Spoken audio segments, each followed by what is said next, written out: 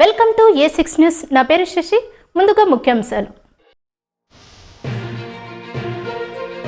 యాదాద్రి భువనగిరి జిల్లా మోత్కూరు మండల కేంద్రంలో బీఆర్ఎస్ పార్టీ ఆధ్వర్యంలో సమావేశం నిర్వహించారు. ఈ సందర్భంగా బీఆర్ఎస్ మండల అధ్యక్షుడు పొన్నబోయిన రమేష్, మోత్కూరు మున్సిపాలిటీ అధ్యక్షుడు జంగ శ్రీను, మాజీ market committee chairman Konatham Yakub మాట్లాడుతూ కాంగ్రెస్ కుట్రలకు హైకోర్టు తీర్పే చెంబపేటు అని విమర్శించారు.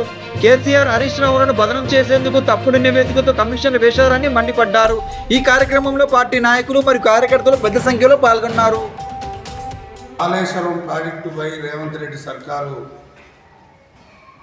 ఒక కమిషన్ వేసి ఆ ప్రాజెక్టులో కేసీఆర్ గారి కుటుంబం అవినీతి చేసింది, ఆ ప్రాజెక్టు కూలిపోయిందని ప్రభుత్వం వేసిన కమిషన్ హైకోర్టు సమర్పిస్తే ఆ కమిషన్లో పసలేదు, మీరు చేసిన ఆరోపణలు నిజం లేదని చెప్పేసి దాన్ని చెత్తబుట్టలేదన్నప్పుడే ఇది గవర్నమెంట్ ఒక చెప్పబెట్టు లాంటిది.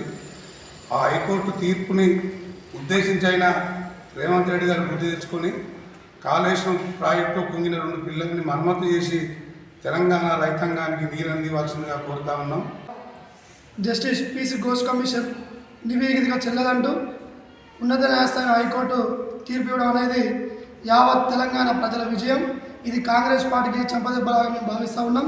ఎందుకంటే రేవంత్ రెడ్డి గత 3 సంవత్సరాల నుంచి పరిపాలన మీద దృష్టి పెట్టకుండా కేవలం కేటీఆర్ గారిని, కేసీఆర్ గారిని, సంతోష్ రావు గారిని, హరీష్ రావు గారిని టార్గెట్ చేసి కమిషన్ల పేరు మీద దాని మీద దీని మీద కాలయాపన చేస్తున్నారు తప్ప ప్రభుత్వ కేసీఆర్ను, కేటీఆర్ను బదనాం చేయాలనే ఉద్దేశంతో రేవంత్ రెడ్డి పని పట్టుకొని చేస్తుంటూ అన్ని తీర్పులు కూడా ఇలా కేసీఆర్ గారికి, మన బీఆర్ఎస్ ప్రభుత్వానికి గారు పీస్ యుఎస్ కమిటీని కోట్లు ఖర్చు పెట్టి కమిటీని వేసి 6 నెలలు కాలయాపన చేసి ఏదో ఒక నివేదిక తయారు చేసి ఇవ్వడం జరిగింది.